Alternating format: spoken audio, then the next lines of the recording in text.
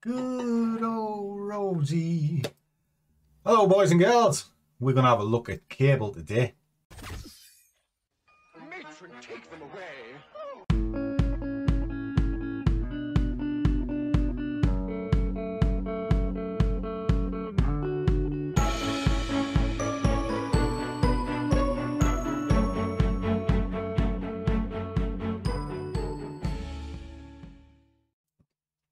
And a warm welcome to one and all. It's your first time here. I'm the big fella, Scruff. And sitting next to me is tight ass Winky. How was that? Well, I'll tell you a little story because it's been a good one today. We're going on holiday to Jamaica next week. So the wild wonder here thinks that she has to do a beauty regime. And that means putting masks on to make the skin all tight and all that sort of stuff. I don't know why. You're still fit as a butcher's dog, you. Well, let's get something straight, right? You're calling me tight, and the only reason I did it is because you said I spent too much money. Yeah. So normally I'd go somewhere and get something done, but I was trying to be good. You're trying to be good? Well, it went badly wrong. I was going to say it went badly wrong because she decided, yes, she does normally go a sort of beauty parlor, getting nails done and all that. Obviously, I go as well. Anyway, sorry, I will get on the charts in a minute, but this morning was a classic. And the classic was she decided to put one of them stupid mud masks and things that tightens the skin and makes it all pretty. Well, she's pretty anyway. But she didn't know how it worked. So she left it on too long and it set on her head like this. And then I couldn't make her laugh because every time she laughed, she couldn't because it was cracking and pulling her ears. But she had it in her ear because she didn't have the sense to take her earrings out. Had it in her hair. And it's now 9:15, and she spent since 7:15 this morning trying to get it off her head. I've got it off now. Yeah, but it was stupid watching. It was almost like watching you when you're pissed. Well, you're trying to take your knickers off over the top of your head. Yeah, if I just get myself an appointment then. Well, it hasn't stopped you in the past. I was trying to be good. Yeah, yeah, right. Jesus Christ. We were supposed to be having a cheap holiday, which obviously we're not. Which there's another thing. I'll tell you how dumb she is at times as well. God, here we go. Right. Well, she's not dumb. She makes me laugh. She wanted to go to New York, see a Christmas tree, and then she got her summer gear out and said, "Oh, it'd be wonderful having a picnic in Central Park." No, what? I didn't. What do you mean? She says, "Well, I can wear this and I'll look pretty and everything, like what women do when they're sort of planning for an excursion for 3 days with enough clothes for 6 months." I said, "You do realise it's cold? You know, we just watched Home Alone." "Oh, no, I don't want to go if it's cold. Can it not be warm?" Bloody New York in the middle of winter. So now we're going somewhere else. Explain yourself. Well, I thought we're going to New York and then going on to Jamaica. Oh, well, it's not like we haven't done it in the past. Well, no. But I was rich then. I'm poor now. What's one or the other? It's one or the other. I mean, you're lucky you're not going to Butlins. Right, sorry. Yeah, no, I'll not go Butlins either. What am I looking at? I'm looking at cable. As well as looking at her because she's pretty. Yeah, right. Never mind now. I've got to get out of trouble because I need somebody to make the coffee. Because we all know Scruffy likes a coffee. Especially in his little Forex mug. And if you want a Forex mug, support the channel by subscribing and you'll find her little shop in the merch shelf. Why am I looking at cable? Well, it's the best of a bad bunch. Let me show you. If I pull down my Discord, I've already told the guys what this is. Now, it's not pretty good either. So if I flick that up, it's a good sell, but it's like I'm saying when I'm saying it's not good either. It's in the sense that it's the best of a bad bunch. Because if I look down here, you've got that pound is pretty low, US is okay, it hasn't come into here, and it hasn't come into the strength either. So it's kind of okay. And then when I look at change of strength, there's not a lot going on, okay? But of the other markets, we sell the DAX, but there's nothing ready for it yet. Buy euro pound, which will sort of explain why that's a sell as well.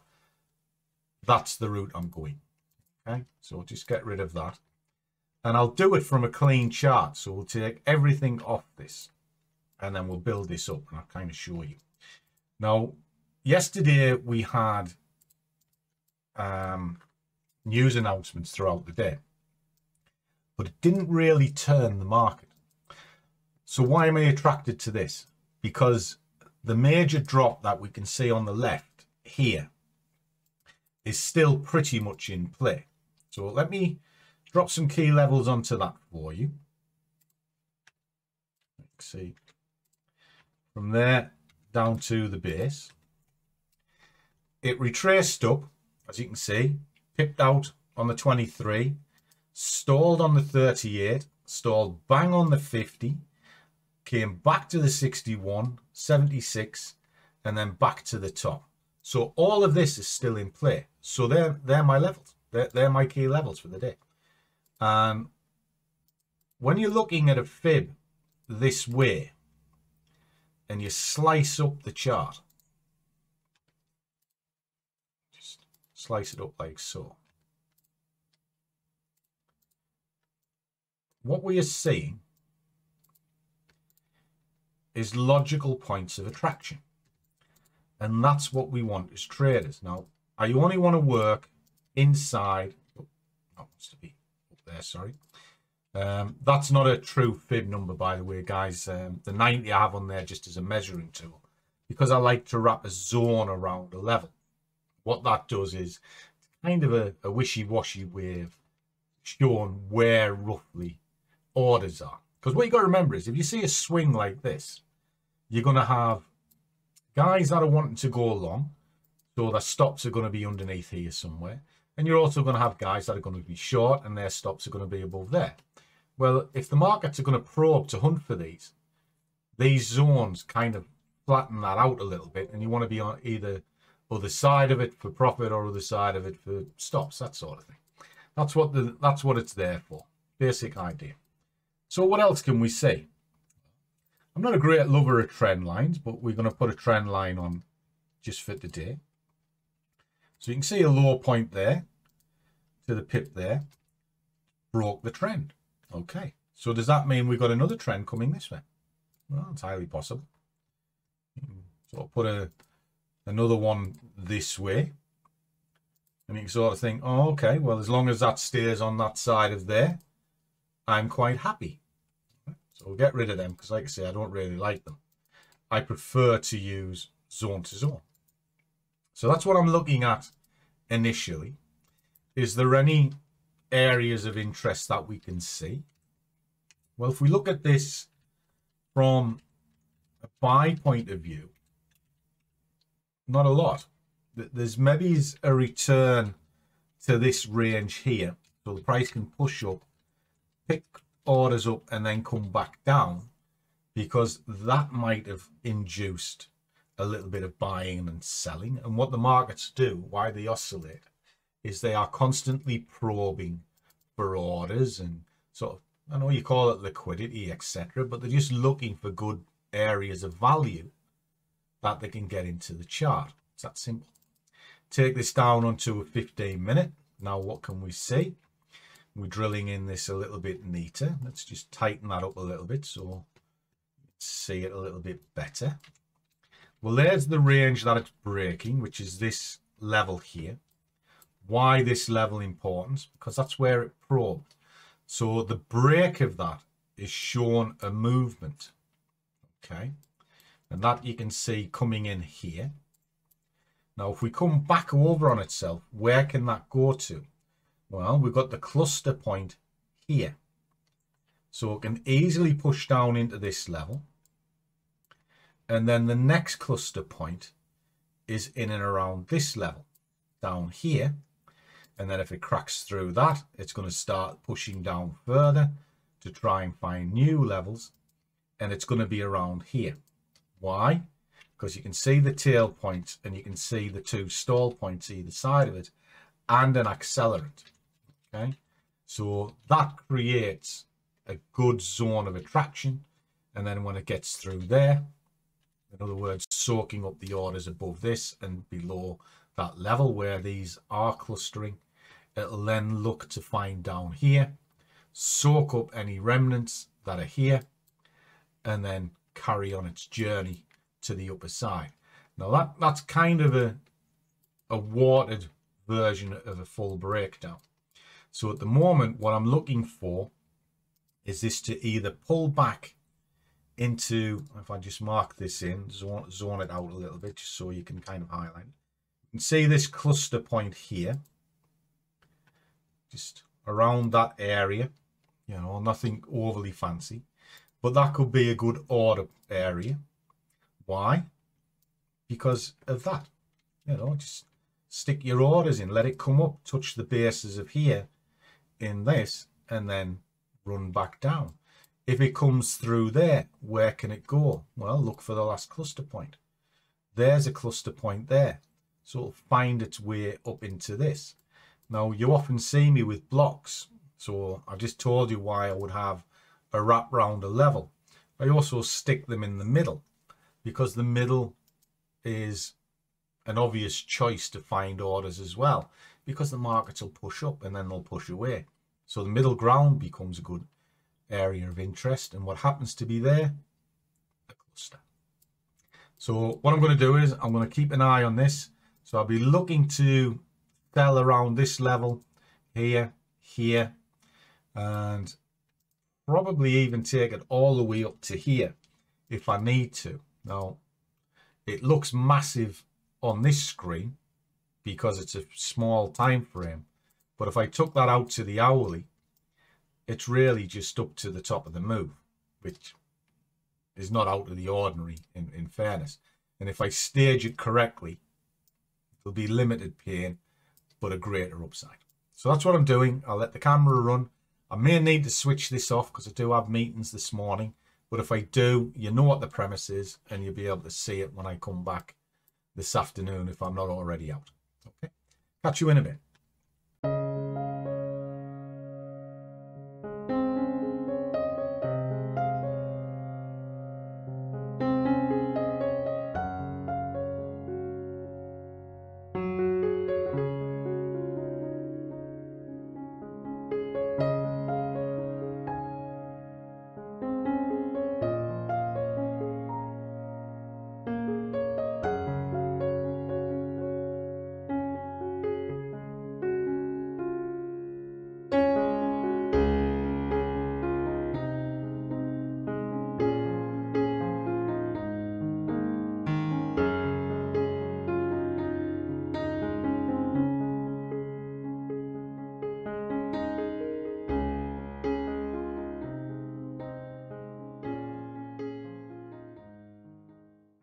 Okay guys, I'm back. Had a great meeting with Peter, so little salute to you, my friend, and I genuinely hope it was useful. Certainly useful for me. I'll show you for why in just a second. Where are we up to?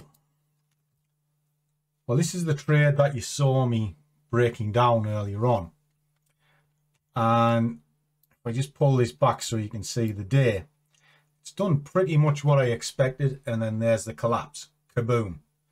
Down it came, wiping everything out. What's it left me with? Well, it's left me with that.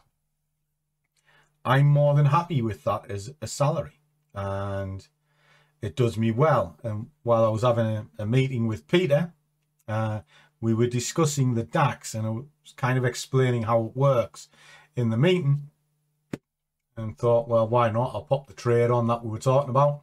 You may want to drop in the comments and sort of confirm this. Might as well profit by what I was trying to show you. And that's what I've done. So, as a happy boy, I'm a happy boy. Now, do I need to go back to market? No, not really. Reason being, I'm paid up for the day. Now, if I looked at my Discord group, which you might hear pinging and panging in the background,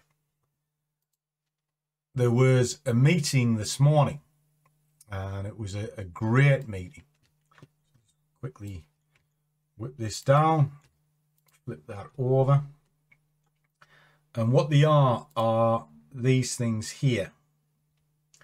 This meeting, there's Peter there. Oh, bugger. Used to knock about with Adam and Eve. He was the naughty man in the bushes.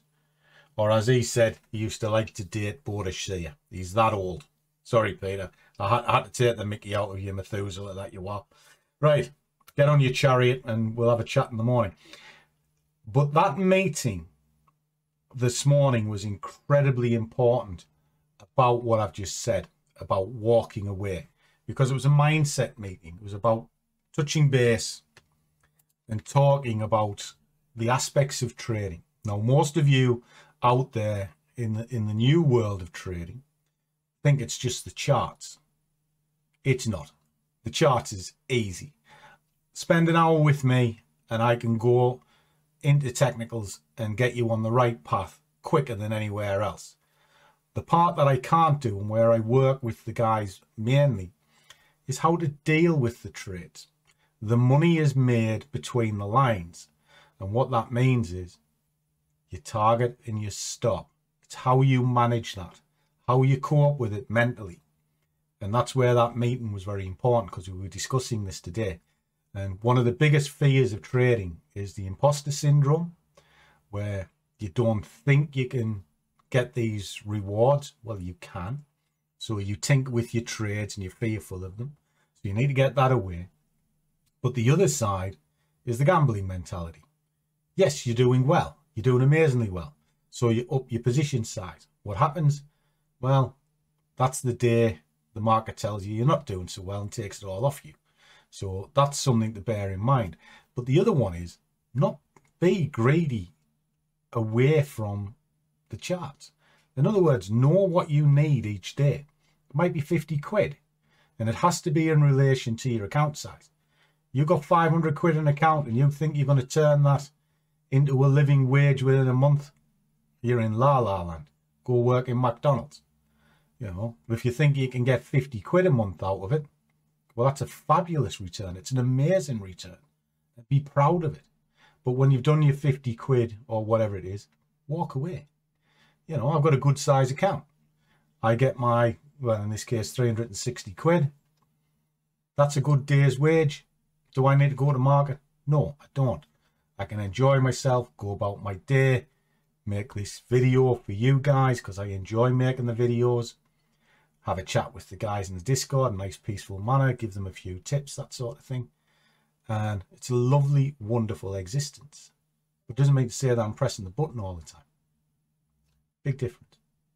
So when I say less is more, I genuinely mean it. You know, treat it as a job. It'll pay you as a job. Just so happens the job we're in is quite well paid. So I hope that helps.